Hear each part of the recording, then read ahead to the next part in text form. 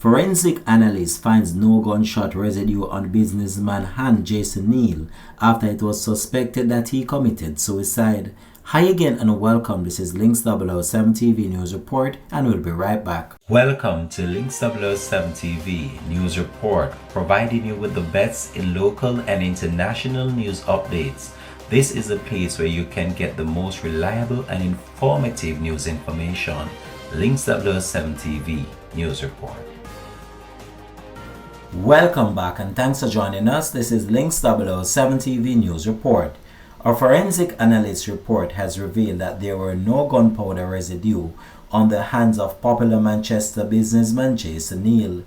Neal was suspected to have died by suicide. His family's attorney, King's Counsel KD Knight, provided an update to reporters following Thursday's hearing in the parish court. The forensic report marks a critical turn in the case that has been lingering for almost 7 years.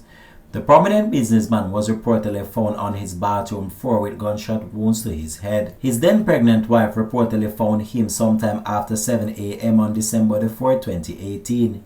She said that she heard an explosion and had gone to investigate.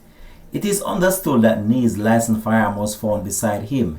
He was pronounced dead at the Mandeville Regional Hospital. Initial reports had concluded that he died by suicide. A coroner's inquest had reported that there was a perforating gunshot wound to the right side of his head.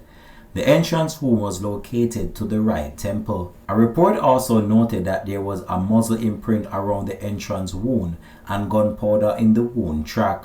The matter is set to resume on March 27 when summations are expected to begin.